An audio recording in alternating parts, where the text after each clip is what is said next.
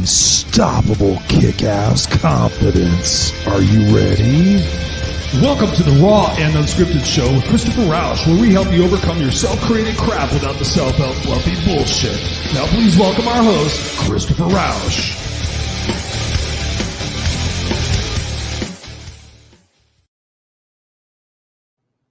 And now, welcome our host, Christopher Rausch. What's going on, ladies and gentlemen, boys and girls? Welcome to Tuesday Night Raw Unscripted Show, where I help you overcome your self-created crap without the self-help fluffy bullshit. We appreciate you guys being here every single Tuesday night, 7 p.m. Pacific Standard Time. We are here on the Raw Unscripted Show, live on the video cast, coming to you through Facebook, through YouTube, through LinkedIn, and all sorts of different groups and pages in between. We appreciate you guys being here, whether you're live or on the replay every single week. We love and appreciate you guys. And the reason why I talk about the video cast is because we're also available on podcasts. So wherever you get podcasts, just go in there and type in Raw and Unscripted with Christopher Rausch. You can find us on Spotify, iTunes, of course, which is the most predominant one, iHeartRadio, all the different places where you might get podcasts. That's where we are at. We just appreciate you guys being here, spending your Tuesday nights with us. Many of you guys come here live and check out our guests. We've got an amazing guest for you tonight. Hopefully she is going to be able to make it. Truth be told, she is in Florida, right in the eye of the hurricane that's coming down there. I can't remember, it's Ian or Irma or something like that. So hopefully she's going to be able to have connection to be able to join us tonight. If not, we're going to have a Raw Unscripted Show, a truly Raw Unscripted Show with just you and I, and I'll figure out something to talk about to bring you guys value for the next short time. So as always, here we do here on the Raw Unscripted Show, and also on the Unfiltered Experience, is we talk about Help Heal Humanity. HelpHealHumanity.org is an organization which I am on the board of directors on. It's a phenomenal organization led and founded by Serena Buffalino, who is just an absolute dynamic individual right now. She is training to do, I think, what amounts to over 100-mile bike ride to raise funds for our current campaign, which is to send kids to school in Haiti. And if you've watched any bit of news, I don't really watch the news, but if you go on there, you find that Haiti has just been absolutely just devastated time and time again with the earthquakes, with the political disruptions that are going on right there. So through it all, we continue to strive to send our kids to school, and not only send our kids to school, but also get them fed, because how can you concentrate if you're starving to death? Literally, the food insecurity in some of these impoverished nations is absolutely just heart crushing. So not only are we trying to send these kids to school, but we're also trying to feed them, and we need your help. So if you get, and I know you do, get value out of this particular broadcast or any of the broadcasts that I bring you, especially with the Unfiltered Experience, please consider doing what you can. I had somebody text message me the other day. They donated $25. They said, Chris, this is all I could do. I'm like, that's $25 that gets us closer to feeding somebody and sending them to school. So thank you for you guys. Whatever it is that you're doing. Appreciate you guys for that, because it takes a village. It takes a village and it takes a team. And be sure to go check out helphealhumanity.org, the website. Go check it out. It's a phenomenal organization. If you want to volunteer your time, if you have fundraisers that you can do for us, we would love to hear what those are and help support you guys in those particular efforts. So thank you guys for checking that out. Helphealhumanity.org. And we are still waiting for our guest to show up. So I have a bad feeling about that. Tonight we have Forbes Riley, who's going to be coming into us. But again, she is directly in the eye of the storm. So I am not sure if she's going to be able to make it or not. But that just gives us an opportunity just to kind of roll with whatever is on our hearts and mind right now. And this is the Raw Unscripted Show. And actually, truth be told, we are on episode 178. 178 episodes I've done of this particular show. And I started it back in November of 2019. It started off on the Speaking to the Heart podcast network, and I was invited to become a host for that network through the fact that I was being interviewed by a buddy of mine, Travis Barton.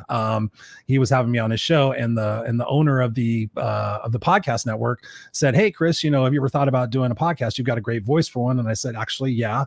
I said, "Actually, I just did a 2.5-year radio show where I did a live radio show every single week called the Kickass Radio Show. I did that through Blog Talk Radio." And I said, "Yeah, I've been thinking about doing a podcast." And so after some coercion and whatnot, we finally decided on the name, which was Raw Unscripted, which has been that ever since it started. And it was like, I think I started the show a week before I went in for my major back surgery back in 2019. And so I did that episode. And then I said, okay, we're going to come back to you in a couple of weeks and we're going to see how Christopher is doing. And true to my nature, true to being unstoppable, true to being Raw Unscripted, the show has gone on every single week. For those 178 weeks, I think we've had probably 2 or 3 replays over the 3 years we've been doing this. But otherwise, it's always been live. It's always been, it started off actually just being me. I never really had a guest.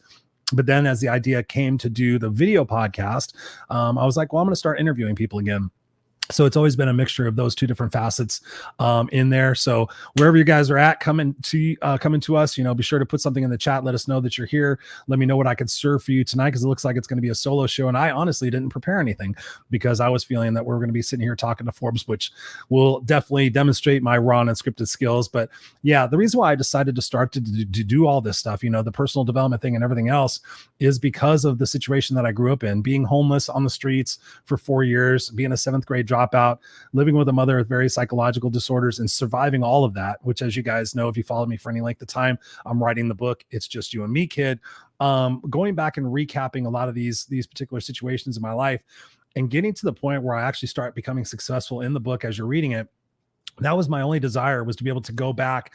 And once I got a taste of what it was like to give somebody some advice from all the different experiences that I went through, it caused me to think about that you go through life and you grow through life. As my friend Tony Rodriguez says, you grow through those different experiences that challenge you. And from those opportunities, as you get stronger, it's the hero's journey. You get to go on that journey and go help other people potentially avoid those same quote unquote mistakes or failures, to be able to, what's up, Robert? Good to see you, brother.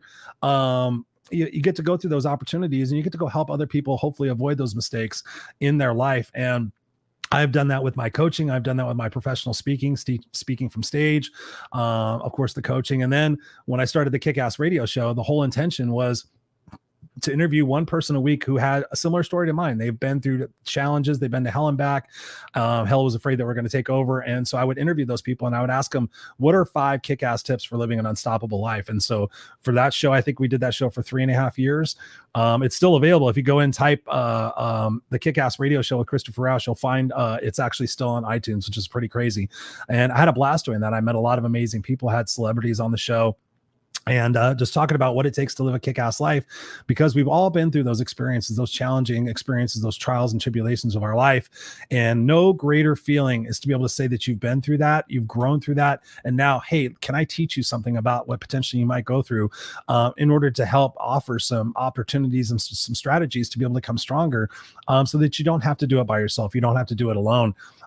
There have been times in my life where I am so thankful that I had people brighter and smarter than myself, through masterminds and through my own coaching and through my own mentors, who were able to impart some information to me to be able to help me go through those situations that they had already been through, so I could circumnavigate some of those challenges and be able to get through that particular period of that storm, if you will, without, having too much impact in my life, negative impact in my life. And so that's what we should all be doing. We should all be striving to wake up every single day and take some certain aspect of our history that we've grown through, that we've been through, that we've been challenged by, and go out there and help some other people go through that. And I can think of no other better way than, for me personally, when I got involved with helping at-risk kids. And at-risk kids are kids that have been in juvenile hall. They're struggling with authority. They're struggling in school. Maybe they're been in and out of foster care. They don't know who their real parents are. And those are the kids that I personally have helped for so many years now. I work with an organization called Olive Crest Children's Foundation. I also work with another organization called The Brightest Star. And through that action, I was also a mentor for the Corona Police Department here in Southern California. And so I was actually assigned a youth, and was able to meet with that kid for every week for 6 weeks or for 6 months, and take him to baseball games and do stuff like that. But just be able to be there and be a big brother to him. Probably one of the greatest experiences of my life, because when you know that you've been through some stuff and that you're able to go help other people circumnavigate that stuff, especially the youth, what better way to live? So, I mean, if you've never experienced that, there's also something out there called CASA, C-A-S-A, court-appointed, now I'm going to forget it now. Court appointed. Yeah, I'm going to forget it now. But anyways, if you go Google it, CASA, it's an amazing organization where you can actually go help, not necessarily defend kids, but you can go actually be supportive of them while they go to court dates and whatnot. And you can kind of get involved in their life and be able to help them out. And I've not done that yet, because before, when I was in my day job, I didn't have that kind of time. But when you go donate and give to kids, whether you're a big brother or a big sister, whatever it is possibly you can do, you're volunteering at a homeless shelter. I've done stuff like that before. When you go home, it's incredible. When you leave the house, you think you have some sort of certain set of problems and everything else. But when you come back after seeing these kids and seeing people who have been struggling and in challenging situations, it's crazy what it is that you can actually, accomplish, and what you can accomplish in your legacy. Charles Gaines, Dr. Charleston Gaines is in the house. He says, special advocate. He goes, court court-appointed special advocate. Thank you, Charleston. I appreciate you, brother. Let me know if you can hear me okay. I want to make sure my microphone's working and everything. I'm using a different set of headphones tonight, and still waiting for our guest to come. I'm not sure if she's going to be able to make it. I have not heard from her, so hopefully she actually has internet connection. If not, we'll get her back on the show another time. But at any rate, when you take those gifts and you're able to go back and help other people, it's pretty extraordinary what it is that you learn about yourself. So much to the point when I did when I first got into coaching, it was before life coach was even a term. And I just got into it and said, okay, if I work with you for 6 weeks, you go do 3 nice things for complete strangers and come back and tell me about it. And so what I found out is the fact that my coaching was instrumental in getting them through those 6 weeks and establishing their self-confidence and being able to shift their perspectives about their past, present, and their future. But what they got to go do for those other people who were in need was absolutely phenomenal. I mean, there were so many different stories where they didn't know what to do. And I said, well, do you sing? Do you play guitar? Do you tell jokes? Yeah. Okay. We'll go find a local, elderly organization or a convalescent hospital or a rehab place and go offer your time, maybe have, an entertainment hour or something like that, and go talk to these elderly folks and give them some time and attention. Go donate your time at a homeless mission. What were some of the other ones? There were so many great ones, but the fact of when they went through those experiences to go help somebody else out that was in more dire need than themselves, it was pretty crazy what they learned about themselves and the gratitude they had. Because so oftentimes when we're going through challenges, that's all we're looking at. We're looking at that hyper-focused challenge, and we're wondering when we're going to get through those things. I'm not excluded from that. I have my own challenges still to this day, and it's not like my life just suddenly became better and without issue. We're all always going to have challenges in our life, but when we reshape our focus and we get to have some gratitude for those experiences, because as we go through those challenges, we become stronger, we become more adept, we have more strategies in our toolbox to be able to handle those situations. Plus, like I said before, we get to go out there and help other people go through those experiences. It's pretty incredible. And for me personally, in helping so many people, I've been coaching for over 20 years. It's pretty incredible when I look back on the different clients that I've had and the different situations I've helped coach people through. What an amazing feeling it is to be able to take all my experiences and all my life and going to school and finally getting my master's degree, going through coaching and mentoring and my masterminds and things of that nature, what it's done for my personal arsenal of strategies, and to go out there and help one another, especially this time in our life, is such an awesome feeling. Because at the end of the day, when you think about what it is that you're here for, have you clearly identified that? Have you clearly identified what your legacy is and what to say? Listen, this is why I'm here and this is what I'm about. Hello, Tom. Good to see you. Dr. Charleston Gaines says, I can hear you. Barbara Beckley's in the house. She goes, what's up, Rockstar? Good to see you. Good to see you. We're still waiting for Forbes. I'm not sure if she's going to make it. I have not heard a single peep out of her.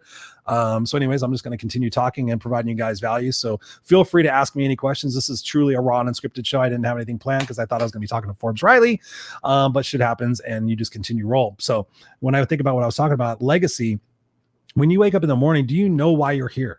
Do you know without a shadow of a doubt what your purpose here is? And for me, back in 2008, I wrote my eulogy. I came back from a funeral, and I was so inspired by how so many of my coworkers got up and they eulogized this person who had passed away that we worked with. I had no idea what caliber of type of person that she was. I knew her and I worked with her, but I didn't know her deeply. But to see how she was eulogized caused me to sit back and think, Chris, if you died tomorrow, who would show up and what would they say? So again, think about that for yourself. If you died tomorrow, who would show up and what would they say? And back in that time, I was in my early 30s. I might have been 32, 33. And I thought if I died tomorrow, 10 or 15 people would show up. They bring cases of Miller Genuine Draft and bottles of Jack Daniels and Motley Crue and Bon Jovi records. And they would talk about all the times and all the different things that Chris did while he was stupid, like when he was drunk or whatever. And I thought, as I was driving home that afternoon, I was like, is that really how I want to be remembered? Or do I want to have a much deeper impact in this world? So God is my witness. I went home and I picked up my always forever sitting right next to me, my yellow pad of paper. And I'm a yellow pad compulsive guy. And I sat there and I said, let's write my eulogy. And so many people are uncomfortable thinking about and talking about death. But the fact of the matter is, guys, for every day that you're alive, you're getting one day closer to that expiration date. And so when I went home and I wrote out my eulogy, I wasn't sure what to expect. I wrote in there, he got his car in Hot Rod magazine and did all these different things, all these different goals that I had in my mind. But what was crazy is when I went back and I read it back to myself, by the time I got halfway through it, I had tears actually running down my face because I was saying it in such a way that I wanted to be remembered for more than the guy that was just a party animal. And so as these tears are running down my face, I get to this part where it says, Christopher Rausch will have fought for what was right and what was fair. He will have risked for which that mattered, and he will have left the earth a better place for who he did and what he said and what he did. And so when I got to that point, I was like, wow, even in my early 30s and everything else, this is what I could do with my life. I can actually take all my experiences, all my challenges. The 2 times I tried to commit suicide, unfortunately, I sucked at it. I could take all these different experiences and create a legacy that I'm proud of. And so when I wake up every single morning, God is my witness, I say what I'm grateful for before my eyes open. And then I set the intention of how that particular day I'm going to fulfill that legacy. So for example, if I have coaching appointments or if I have a speaking engagement, that's a big opportunity for me to share my legacy and to share my why and to inspire people like you guys out there to have your same why, because so many people are lost. They don't have the clarity of what it is that they want to be when they grow up, if you will. And so they're walking around aimlessly and they're playing the someday game. Someday when the kids are grown, someday when I divorce my husband, someday when I can quit this job, someday when this is whatever it might be, then I'll start living my legacy. Ladies and gentlemen, right now, I invite you to sit there and think about what it is that you can do every single day to find that legacy, to be excited about that legacy. And then when you wake up, I set the intention today to use my words and my actions to make the world a better place for who I am and what I do. That's something I say every single day. I'm going to use my words and my actions today to make the world a better place for who I do, for what I say and what I do. You can do that. So whatever your legacy is in the world, if you're a nurse and you want to save lives, if you're a doctor, if you're a dentist, if you're a lawyer, whatever it is it might be, you're a housekeeper, you're a mother, whatever it is might be, what is your big legacy so that when your day comes, God forbid it's tomorrow, what do you want people to say about you? How do you want to be remembered? So one of the exercises I have my coaching clients do is I have them go out to their friends and their family and ask them for 3 words that describe them the most. So what 3 words, when you think of Christopher Rausch, describe me? And so you would send me those words: passionate, heartfelt, congruent. Okay, so I take those words and I apply those words in some sort of fashion into my eulogy. Christopher Rausch was passionate, he was congruent. Here's the reason why he was congruent. And so when you go out there and you do that exercise and you ask people, like, what word do you think of when you think about me and the impact that I have in your life? And so when you take that, number one, you start hearing some really good stories about yourself, but then you take all those adjectives and then you write that into a eulogy. And then ultimately you have a storyboard for your life, because when you think about life, you think about when you're going to do something, what is it that you think about most? You think about, okay, I have to get there. And then what? And then what? And then what? So here's the thing. When you know your eulogy, you know your legacy, you think with the end in mind. So for my legacy to use my words to fight for what's right and what's fair, now I have to work backwards. What does that look like? Okay, that looks like professional speaking. That looks like coaching. That looks like writing books. That looks like doing podcasts. That looks like going out there and be nice to my fellow neighbors and to the world. That looks like, being a part of the solution, not being part of the problem. That looks like not complaining. So all these different things, as I'm working backwards on this, I'm creating a framework of how I'm going to live my life every single day. And so then as you're going through your day, you can sit there and ask yourself, am I living up to that legacy that I painted for myself? Am I living up to that true, clear picture of that congruency of me walking my talk every single day? Well, right now, no. Right now, I'm actually bitching. Right now, I'm not feeling so good. Okay, so what is it that I can do to change in this moment to re-clarify what my legacy and what my bigger purpose is, and help shift my perspective right now from being that of somebody who's perhaps having a pity party to somebody who is actually, redirected and refocused on what it is that's most important in their life. So for me, if this is my last show that I ever do, God's honest truth, I want my son to be able to pull this up on tape or, pull this up on recording and be able to say, was my dad living his purpose? Was he living his intention? Yes or no? Because my eulogy is going to be read at my funeral, or my celebration. So can my son come watch the show and go, Dad was on point. Dad was talking about what he could do to make the world a better place. Dad was inspiring people. That's what I want. So whether I'm doing a clubhouse room, whether I'm being interviewed, whether I'm interviewing, whether I'm coaching, whether I'm doing a social media post, whatever it is, I might be doing a walk and talk. I want that the world can see at every step along the way, Chris is living his purpose. Chris is living his passion and has that clarity. And so if you're struggling to find what that clarity is for yourself, then I invite you to sit down and start doing some work, start doing some brainstorming, start doing some masterminding, start doing some storyboarding, start doing whatever it is. For me, I like to do, I just forgot the name of it, a mind mapping. So mind mapping. So like you take a bubble in the center and you go legacy, and then you just write something off of that. Humanity, giving, loving, all these different things. You start putting those other words in there, and you're basically greenlighting this brainstorming session with yourself, so that at the end you got all these bubbles and you got all these different things that are kind of connected to themselves, and you can sit there and say, okay, what part of this can I take and start putting into word format, like actually writing this thing out. And so you start developing this picture, this roadmap of your life. And just like anything else in life, you pull out your GPS. Where would you be right now if you didn't have your GPS for half the places that you go to all the time? So that GPS says, here's where you're going next. You're going to go left here. You're going to go right here. Without that clarity of who it is that you're going to be, without that mission and that sense of passion for why you were here, you're going to remain lost. And guess what? The things that you do get to appreciate in your life, you're probably only going to appreciate them on like a scale of like a 6 on a scale of 10, because you're not going to have that overwhelming clarity and that passion of who it is that you are being. You're truly what I call existing in life. I talk about this. You're either living life or you're existing in life. And so if you're going through lost without that clarity, I invite you to sit there and get a coach. I mean, God's honest truth, I wouldn't be sitting here in front of you today if I didn't have my coach, the great Sally Anderson, because back in 2019, we worked together, and had it not been for her, I would be sitting behind another desk job after I left my corporate position back in 2019. But because I had her as a coach, and because I had invested in myself in all those years before with masterminds and everything else, I was ready to take that leap. Was that leap scary? Absolutely. But I had my legacy in mind. I'm like, Chris, are you going to fulfill your legacy going back to another day job? No. I mean, yeah, you are, but you're not going to do it in the sheer leaps and bounds in terms of what it is that you can do on your own. Is it scary? Absolutely. Is it going to be uncomfortable? Absolutely. But are you going to grow through it? Absolutely. And so that's when I decided to take that leap and sit there and say, you know what, I'm not going to go back to corporate again. I've done, over 26 years of my last company. I'd been in corporate, since I was young. I mean, I basically had my first job when I was 14 years old. We lied about my age, by the way. So yeah, I want to capture some of these questions, some of these comments here. I appreciate you beautiful people being here. I apologize. We'll have to get Forbes back on here. But I just want to congratulate this brother right here. Dr. Charleston Gaines just recently became a doctor. I'm honored to be involved with him on something that we're going to be announcing here pretty shortly. I'll just say it's the Visioneering 5. I'll give you that. We got Tom in the house. He says, hello, what's up, Tom? Thank you for being here, brother. Facebook user says, got you loud and clear, brother. I'm not sure which one's that. I think that might be Angel. It could be Lynn Serrano. I'm not sure why that comes up like that. We got Jonathan Pleska in the house. He goes, live without regrets. What's up, Jonathan? I got talking about masterminds. I got the opportunity to meet Jonathan at a mastermind here in Southern California in Los Angeles many times over. So Jonathan, thank you for being here. I appreciate you, man. Barbara Beckley says here, legacy is something to think about.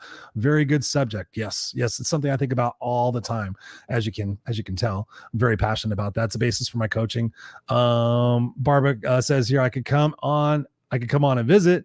Might have you do that, actually. We got Andrew Rimkus in the house. He says, hello, what's up, Andrew? Thank you for being here.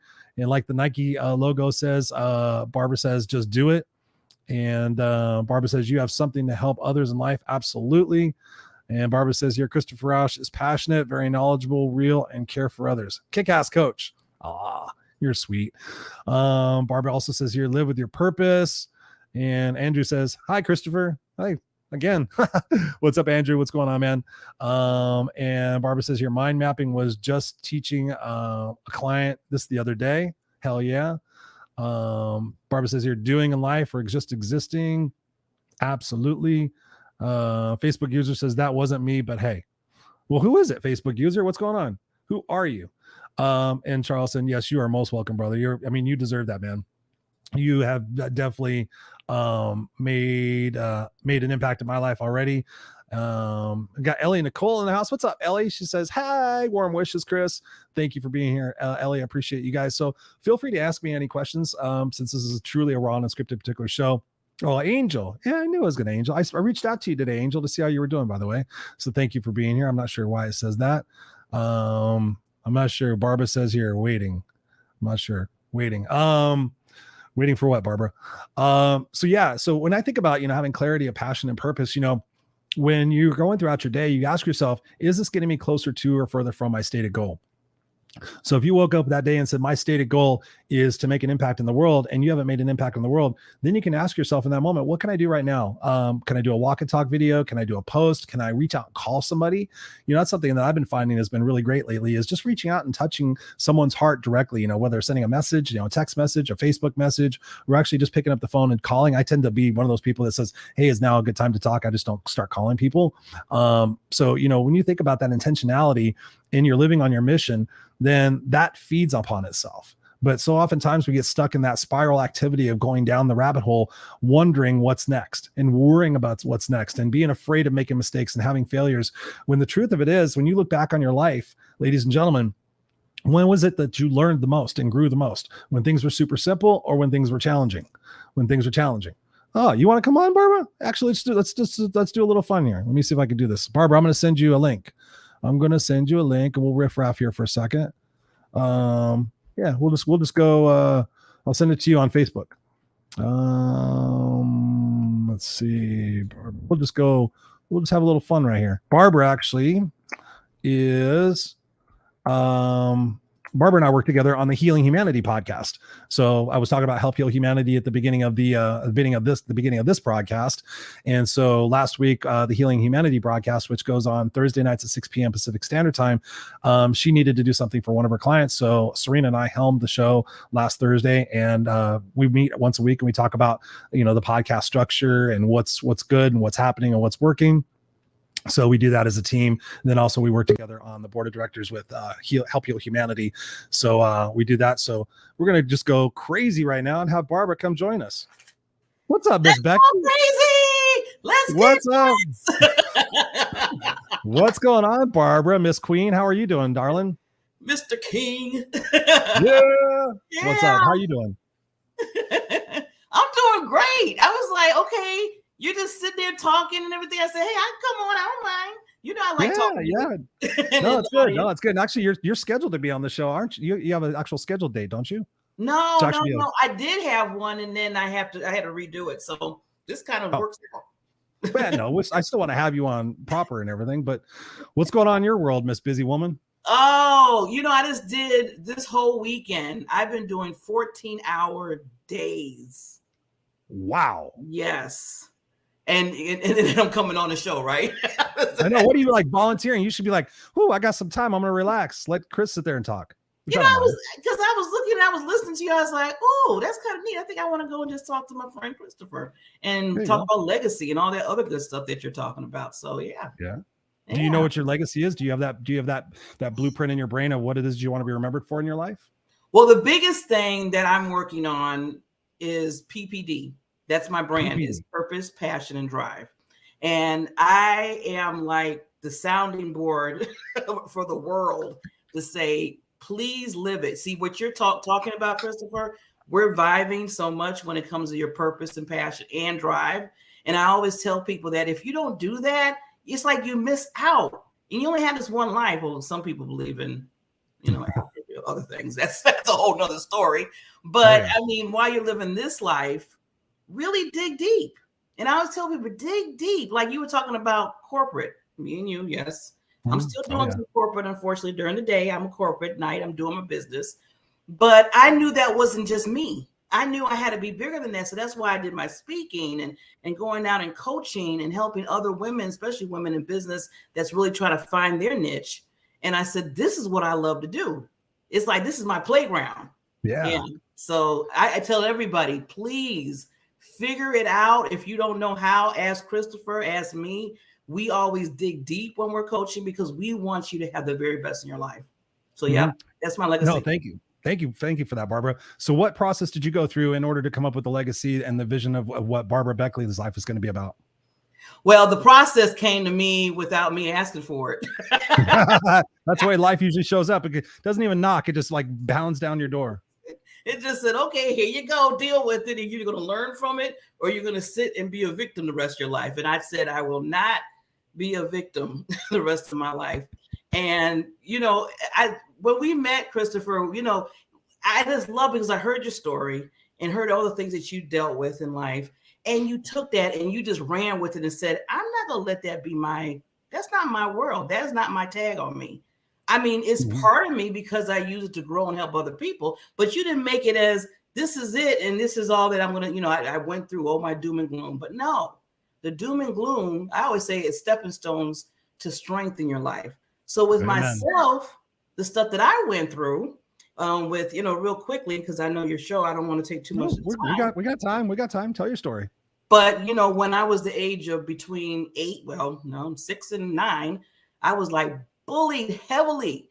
They called me alien, Christopher. I mean, in school, they called me an alien. They told me, they said, we don't even know why you're here. They said, do you even why you live on this earth? I mean, I had children telling me that on a day-to-day basis. And then they went to you're ugly and you'll never go nowhere and you're stupid. I mean, it was just horrible, especially at that age. I mean, that's where you're really starting to frame up your own sense of self and your own self ego and your confidence and everything else. That's horrible. I know. And see, being a child, like you said, what do you do with that? What do you do with that? And I'm kind of talking now to parents and their children real quickly. You have to be there and ask those questions. Now, Chris, you have a wonderful and amazing son. He's so cute. Thank you. Every time I see him on Facebook. And I love how you check in with your son. You do that every day. You make sure he's doing okay. You ask questions. You're around him. You're just making sure. And I tell everybody else, please do that. My dad did that with me. Thank God for my dad at the time, because if he didn't, I probably wouldn't be half the stuff I'm doing right now. I wouldn't be doing because of him. So that's where it landed to the other story. Like you said, how did my whole legacy come about? So with that, I said, okay, getting bullied wasn't a cool thing. Didn't feel good at all. Then on top of that, like I told you, my dad, he was my rock, just the star show of my life, gave me hugs, kisses, and everything else. Well, when I turned the age of 17, that all ended. And it ended because he was murdered. Oh, and that just was like, oh, Christopher. Oh, damn, dude. You just dropped a hammer right now. Oh. Big hammer. A huge hammer in my life. Because I had a weird relationship with my mother. So it was like yin yang. It was my father was the yang, she was the yin, whatever how you say it. And me and her just really wasn't, it was like oil and water and some other stuff, detergent mixed. It still wasn't mixing right. Gasoline, yep. Kerosene, like, all of it. Everything was just like, but then my dad, it was just like, because he would tell me, like the times when I came from school and I was crying and kids were just talking about me, he would tell me I was a princess and I was going to be this diamond, and I was a diamond in the rough, and I was going to be this big diamond when I get older. So that's where my diamond network came from, because he used to always tell me that. And I told myself before I said after he passed away, and I kind of went crazy for a few months afterwards, to the fact when I found out about the murder, that they had to basically take me into the hospital, and the paramedics had to pick me up from my house and basically take me to the hospital. And I went to a 48-hour suicide watch because they were scared I was going to do something to myself, which they were correct, because I was thinking of, I'm just done. I said, my dad's not here. He's not here to encourage me, to tell me that I'm going to be that diamond in the rough. All that's gone. Then I got to deal with my mother, who today, I mean, after me growing older and we got together, I love her dearly, rest her soul. But at that time, it wasn't so much because we were having that. Yeah. So after I just want to make sure you were 17 at the time, right? I was 17 at the time. Okay. I was 4 months away from graduating from high school. And this is the part before I get to the graduation real quick, because this all goes back to the legacy thing. When I was in the hospital and I was just laying there because they put me on a sedative, so I was kind of like in and out, like, I don't know where I'm at. Well, the only thing I want to do is leave. And I'm just talking about just leaving the hospital, leaving Earth, basically, if you want to put it that way. And I found like this little, I don't know what, it wasn't a knife or something. It was just something that I think you do with your nails or something. I don't know, somebody left it in there. And I said, oh, someone was thinking about me. So now I could do what I want to do. Well, the nurse came in and she had to do my vital signs and stuff. And the only thing I was thinking about, Christopher, was like, okay, can you just go so I can do what I need to do? I just don't want to be here no more. Do you understand what just happened? You know, my basically my diamond, my rock in my world is gone. It's just shuttered. So she looks at me before she left the room, Christopher. She turns around and I'm like, okay, you took everything. You took what? Get out of here. Go. And she looks at me and she says, Barbara, I don't know why this is popping in my head. I don't even know you that well. All I know is that you lost a family member. She said, but some's telling me that whatever you're thinking about doing, don't do it, because it's saying to me that you're supposed to be like this diamond in the rough. And when you get older, you are going to be changing lives. Now, she said this, didn't know my dad, didn't know about no diamond, none of that. None of it, Christopher, none. Wow, that's amazing. And it blew my mind. I was laying there and I was like, well, forget that. You're like, you just got checked up on. Like dad was talking. Drop Mike in the hospital. And I was like, that was it, Christopher. I mean, that was just like the heavens above, whatever you want to call this, open up in that room and told me, moving forward, Barbara, even if you do it for your father first, you have to make sure that every, especially woman, understands their purpose, understand that they're valued, and understand they have a voice. And that's my mission moving forward. That's my legacy. So after that point, and thank you for sharing that, Barbara. I did not know this. And if you did tell me, I'm the best secret keeping anyway, so I forgot. But so how did you start unpacking that for the rest of your life? I mean, you're dealing with this the tumultuous nature of being a kid and having all the picking on and the bullying, everything, the disassociation with your mom. Your rock passes away. How did you start rebuilding your own identity, especially at such a pivotal age? Yeah, well, like I said, when that came to me, when that nurse came, it just really just did something to my head and my heart. It's like it just hit. It's like a boulder just hit. And just said, okay, you need to move forward. So at that point in time, I said, no matter what I do, because my father was very believed in education. I mean, he basically said, I want you to get your degree, all that stuff. And my mother said it in a different way, but she, like, it's a different relationship. But and I can tell you that later if we get another show. But he always, because he had 3 bachelors. I mean, he did all that. So I told myself, I said, I want to make sure that I do that. So first I need to go back to high school. I have 5 more months to graduate. So within those 5 months, Christopher, I did did everything I needed to do with my courses and everything, and graduated with honors. Whoa. A roll on the honor roll, excuse me. Go, Miss Queen. Yeah, it was like, what? When they told me, they said, oh, you're gonna get one of those little yellow tassels or something that you wear to show that you're, well, I forgot what they call it now. But I walked down, I was like number 47 out of a school, like 1,000 people graduating to get that. And then after that, I just said, okay, I need to make some money. And I still need to go to school. So I did. I worked during the day, and then I went to college at night. So I was taking college courses at night. And within 3 years, and I got my associates. And then a year I added on to that. Then I got my bachelor's degree in business management. And then I said, okay, this is, I got to get better now. I got to do other things. So I started taking courses in management, started taking courses everywhere. But one thing that I didn't really zone in on that happened when I started working at an insurance company is my speaking and my communication skills. Because with everything that went on when I was younger, Christopher, I was and some people tell me today I'm lying about this, but I was very shy. I didn't talk to anybody because, I closed in on myself because people told me I wasn't going to be anything. I mean, the kids were saying over and over for 4 years, they kept saying, you're not going to be anybody. You're not going to do anything in life. So I don't even know why you're at school. This one kid he took this one little boy. He took I can laugh at it now because I'm just so glad I'm over. I mean, I moved from that. But this one, I remember well where we had to have our books and our notebooks and stuff. Well, 2 of the kids stole all of my notebooks and books and everything, and I didn't have it. And I had to go through the rest of the day without it. And the teacher was like, Barbara, she thought I left my, stuff at home. And I'm like, no. And then the kid told me if I tell, then they were going to beat me up after school. It was just, yeah. So I just basically told her I left it at home. Wow. Yeah, because I didn't know what they were going to do. I didn't, so I was like, that's the bullying part of it. But I didn't let it stop me.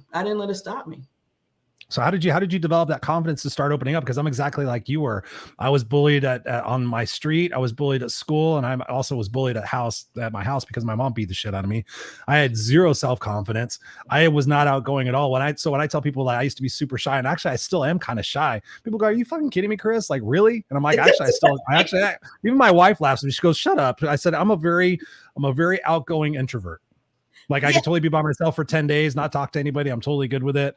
But talk to us about how you started, seeing yourself differently. How did you develop that confidence in a world where everything is shattered? You know what, really? Because I love movies. I love movies and I love music. So I would take my world that I didn't like and go into the movie world. So I would see different movies and I would have the movie going in my head. That's why it's funny, because as of today, when people talk to me or if I'm talking to somebody or coaching, I have a movie going on. And they be like, "Well, what are you talking about?" I said, "I'm always playing a movie." I mean, when you if you say, "Barbara, I went to the beach today with my son and we pulled some seashells and stuff." I have a movie, you and him jumping around happy and you just saying, "Hey man, high five." I mean, all that's going on in my head. So I use that to kind of get through some of the craziness that was going on in my life. And I was a fame dancer. I was in fame, and people were like, "Bro, I didn't see you in fame. What you talking about?" I said, "I was in fame." In my head, I was in fame. The flash dance, right? In fame. So you basically helped to write new programming into your conscious and your subconscious mind, because our conscious mind doesn't know the difference between real reality and perceived reality. And I tell people this all the time. Like, have you ever had a bad dream? Of course you've had a bad dream. And what happens when you wake up? You feel like whatever was happening in the dream was happening in real life. Like, your heart's racing, you're sweating, you're scared. Like, for me, I used to have a lot of bad dreams about falling, and I would wake up and I'd be like, "Oh my God, nothing had happened," but my brain perceived me to be falling. So I started using that psychology and actually going in and finding out what visioning, like, vision boards and stuff like that you can basically start telling stories and pictures in your brain to rewrite negative beliefs about yourself. So you actually start seeing yourself in a positive way. And so, like, with my clients, what I do is, invariably they'll have a challenging discussion with, their spouse, their kid, their coworker, something like that. And I'm like, "Okay, here's what I want you to do. I want you to spend the next 5 days seeing a script in your mind, seeing that movie playing where you're addressing this person, you're feeling calm, cool, and collected, and you're seeing them. I want you to go one of two ways. I want you to see them like totally agreeing with you and getting it. And then I also want you to see the way that you think might happen, where they're going to kind of go ape shit and kind of lose their mind, and see yourself being calm, cool, and collected, thinking about your answers. And if you feel like you're going to get overwhelmed, sit there and say, "You know what, Barbara, I can see this is a stressful time for you right now. This means a lot to me. So I'm going to come back. Can we talk about this again tomorrow?"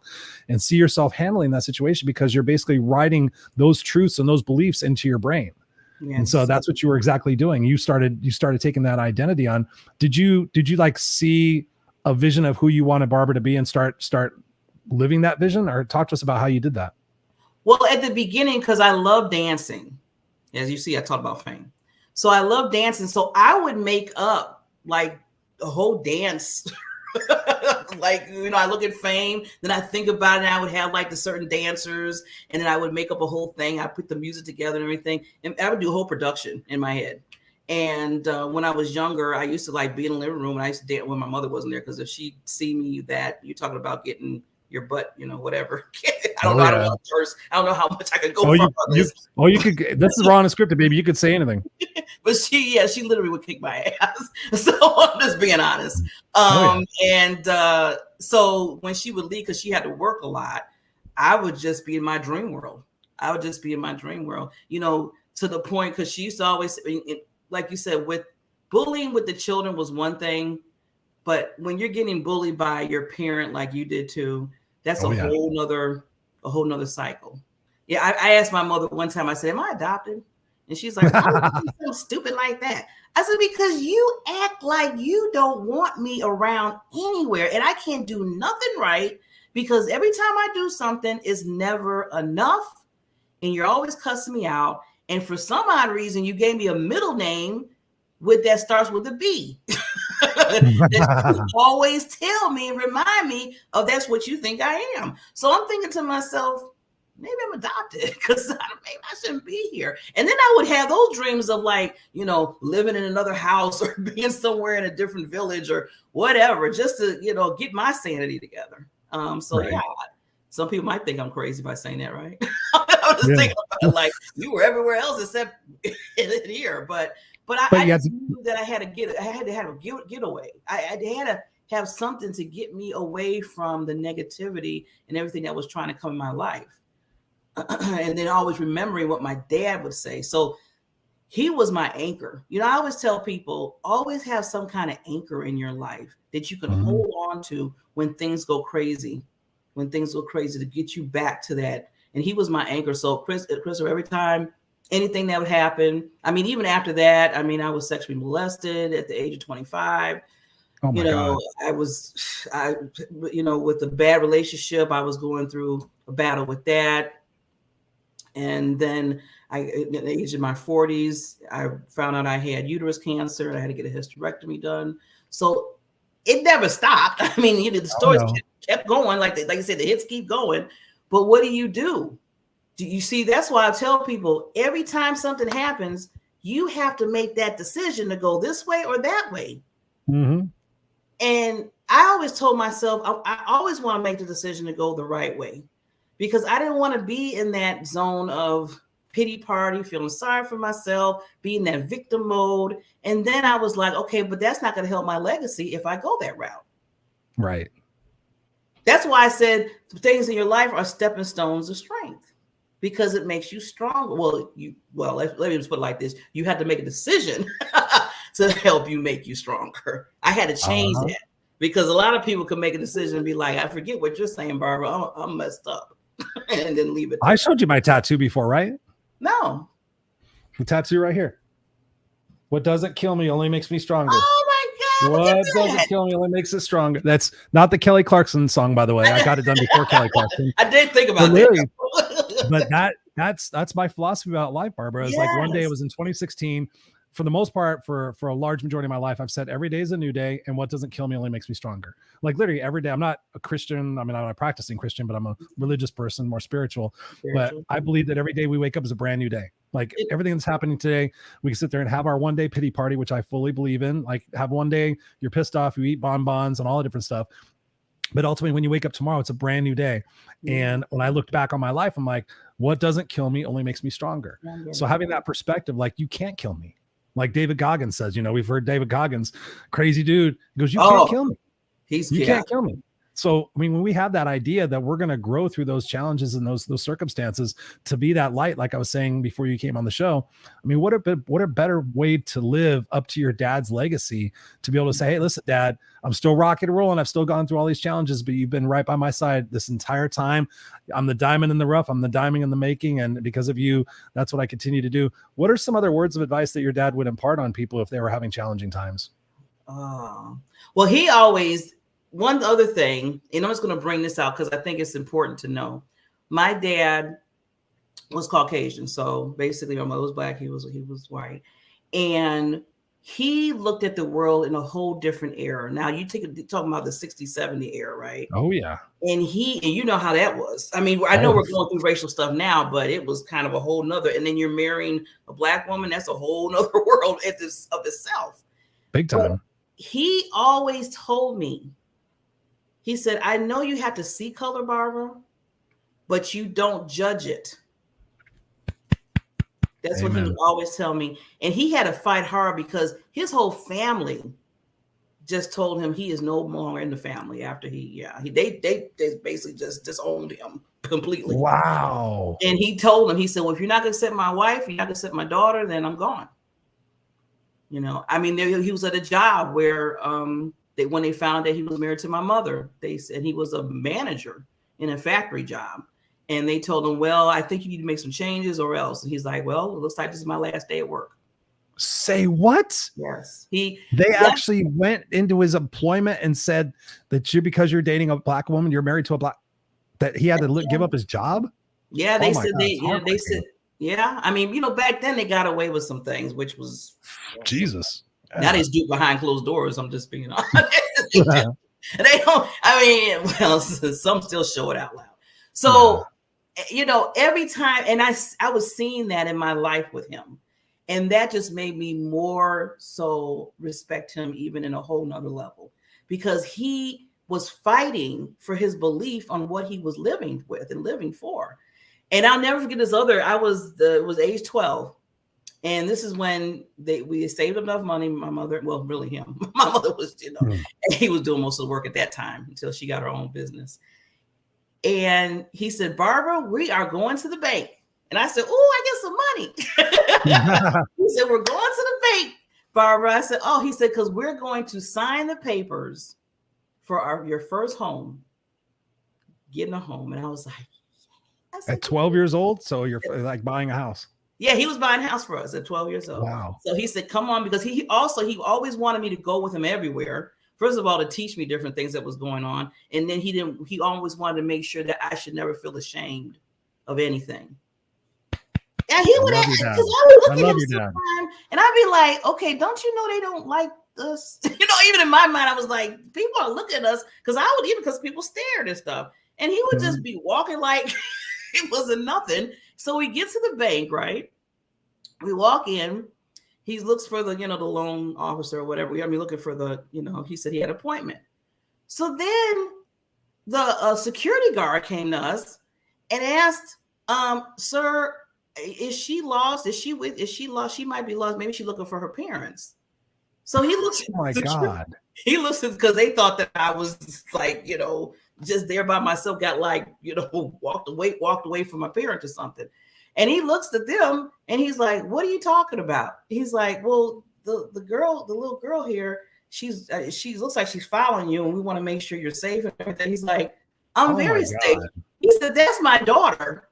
And they're like, oh, because it's like their eyes popping like, oh, okay. So then we get to the table to sign, and now everything was going well the day before. By the time I got there and then I was with him, they basically told him that they couldn't accept the loan. They said, are you kidding me? Yeah, Christopher. They just totally said they found a way to figure something out and said that, we can't approve the loan today. And so this had to have been in the 70s, right? This had to have been, because I'm older than you. 70 when I was 12. It was like 78 or so, 70. That is unconscionable. Yeah. Yeah. And like I said, every time something like that happened, he would just step forward like 150%. So when we got home, I was like, well, is everything okay? Did she was just checking it. He's like, no, we just got to go to a different bank. Nonchalantly. No, we just got like massive racism against us but no, yeah, we're just going to go to another bank. He told me, I didn't really like that bank. They wouldn't, I didn't like what they were about. So we're going to go to another bank. And she's like, what? They just said, but, I was just, just astounded by everything that he took on. Because he could have at any time, Christopher, just said, you know what, I'm getting divorced. I'm tired. I don't know you too. Bye. But he didn't do that. He stuck with me through thick and thin. He did the fights that I couldn't fight. He fought for me. There was a lot of times he had to come to the school because of all the bullying that was going on. And he just told every teacher, he said, you need to tell me what's going on here, why the children are messing with it. And then it went up. This is the sad part for me, being young. I was like, Dad, I don't need you to go up there. Because the only thing I was thinking about first, they're bullying me. I don't know what they're going to do. Second, they're going to see that you're not the same color as me, and they're going to bully me even more. Yeah. Now they're like, oh, now your own people don't even like you or something like that. Kids are it's like now you're adding to the soul, you're into the wound with the, that's what I'm thinking, right? And it did, unfortunately, it did escalate more. They started calling me Oreo cookie, and then that the hits just kept going on with that. Oh, she's black and you're white and inside, black side out, and all that. I was like, oh my God. Yeah. Oh, you're funny. Next. That's what I used to tell him. Me and my wife were talking about that, being bullied, and she's like, "Oh, you're so funny. Got anything else?" Like, just take the wind out of their sails. It's so nice that we now can just say that and help other children that are growing up. They're going through that. Geez, yeah. How to help them out. Yeah. Because kids don't know color. They don't. I mean, I had this beautiful story during COVID. We had my mother-in-law here at the house, and we had Jackson at home because mother-in-law couldn't get around anybody with COVID. We didn't want her get compromised, or my wife at the time, she was really overweight and not healthy. And so we, we all stayed home and just, kind of wrote it all out. But I would take him to the park during the day, and most of the people, weren't at the park, or if other kids were at the park, I would just tell them, like, stay away from the kids, because we can't get mom or grandma sick. And this one park I went to, there was these two little black girls playing, and I said hi to the mom, and I kind of told Jackson as we were walking up, I said, you got to stay away from the other kids. I said, you're wearing your mask, they're not wearing a mask. And before I knew it, he was talking to them, and I'm like, and I didn't want to be awkward, like, okay, I'm the white guy, I didn't want that to appear in anything. So I was like, never mind, I'm just going to let him play. And all of a sudden, and I have pictures and video of this. Next thing I know, my son, this blonde-haired, blue-eyed kid, is running with two little black girls through these sprinklers during the day. For some reason, the sprinklers went on, and I have the video, I swear. And he's just running through, and I'm just watching this. I'm like, God, I wish the world could see this right now. Yes. Like, that was back when the murder of George Floyd was happening. And I'm like, he doesn't know anything. They don't know anything. They're just like, hey, you want to play? They don't even care what their name is. They're just out there having a blast. So I love the playmate. They're like, yay, here we go. Yeah. I love the fact that your dad, stood for his values and his morals. I'm glad that he put that into your mind, because you're such a beautiful person. And I can't wait to actually have our official show, because now I have so much other stuff that I'm going to go off on as far as asking you questions. But I appreciate you coming on here. It's already 7:56. So thank you, Barbara. Where can people get a hold of you? I'd make it easy. Just go to www.barbarabeckley.com. That's my website, and I'm all over social media. So I would love to have talk with you, or just to come on, because I have my own show and watch those. So yeah. Well, there we go. It's right there. BarbaraBeckley.com. Go check it out, because we have the Diamond Factor Experience. And talk to us about your 3 different shows. I think you have 3, right? Or 4? Oh yeah.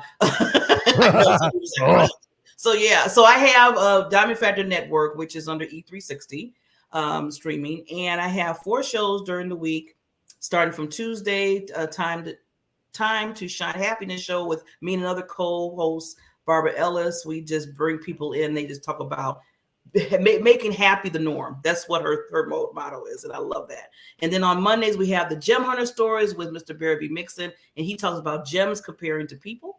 And then on Thursday, Miss Christopher's with me with this, and Miss Serena on the Help Heal Humanity show. We are basically making sure that you understand how nonprofits are powerful in the world, and the world changers are there. And then on Friday, I have what I call the Coaches Lounge with Barbara Beckley, and I interview all different type of coaches. Thank you. You're awesome, Barbara. I appreciate you. I'm going to stick you backstage here for a second. Don't go anywhere. If you want to go somewhere, go somewhere. But I'm just going to end out the show, and I'll be right with you. Okay. Thank you. And there you have it, boys and girls. See, that's what happens when people show up in your life. So although we didn't have Forbes Riley here with us tonight, and I apologize for that, I'll go back and change the details of the show. My beautiful sister from another mister, Miss Barbara Beckley, joined us.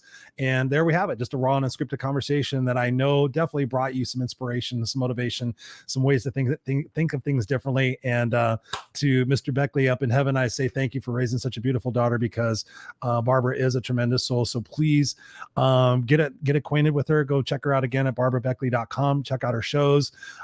Just a warm individual with lots of beautiful insights and passions to make the world a better place. So appreciate you guys all for being here. And again, if you guys got value out of this, please do me a favor and share this show out with somebody and say, hey, listen, the show started off slow, but here's what happened. Barbara joined the show, and I learned these different things about racism, or I learned these different things about mindset and tenacity and overcoming bullying. And so Barbara will be a guest returning on the show, so we can actually dig into her story a lot more and be able to provide more valuable nuggets to you guys out there. Because at the end of the day, when we're helping each other, when we're showing up for these shows and we're listening and we're asking questions, and more importantly, we're taking something from this show that we can implement starting tomorrow, even tonight, what better way to live your life? So for instance, so tomorrow morning when you wake up, before your eyes open, say what you're grateful for, say what your intentions are, start the day differently. If you normally pick up your phone and start looking at the news, say, you know what, for the first hour, I'm not going to do that stuff. I'm actually going to maybe do some journaling. I'm going to do some reading. I'm going to do a gratitude list. Do something for yourself. Set that time aside, maybe go for a walk, get some sunshine, get some vitamin D on your skin, start doing things differently, because when you do things differently, different results start to happen. And Dr. Wayne Dyer talks about it. When you change the way you look at things, the things you look at start to change. And that's why I'm here every single week, whether it's here on the Raw Unscripted Show or also on the Unfiltered Experience on Friday nights at 5 p.m. Pacific Standard Time. I'm constantly here, sharing my gifts and my intelligence with you guys, so that together we can raise each other up in this world, no matter where we come from, black, white, straight, gay, tall, fat, short, Republican, Democrat, any fucking label you want to put on it, that we are more the same than we are different. And when we band together and we rise above all the naysayers and all the people who have been victims out there in their life, we peel back the onion on their life, we find out that they had a screwed up childhood as well. I was just watching the Jeffrey Dahmer story, and we know Jeffrey Dahmer. He cut up people and ate them and put them in. I mean, it's gross. It's horrible. Everybody wants him dead. But when you go back and look, the first thing I asked was like, I wonder what his childhood was like. And so, of course, they go back and they start talking about his childhood, and you see the different influences that his own biological father had on his life, and, dissecting bodies and some of the different things. And of course, he wasn't mentally right, and he didn't get the help that he needed. So, that's the way it manifested itself. So together, if we're lifting each other up and making this world a better place and being passionate about that, we can leave a legacy. We can leave a life for our kids and our kids' kids, that they don't have to change anything. They don't have to fix something. So let's all band together and be the change that we bitch about. I appreciate you guys. Go check us out. NoExcusesCoach.com. I appreciate you. We'll be back here next week, 7 p.m. Pacific Standard Time. We'll get Forbes back on here and we'll fulfill that obligation. So I love you guys. Stay kick ass and classy, and we'll see you next time.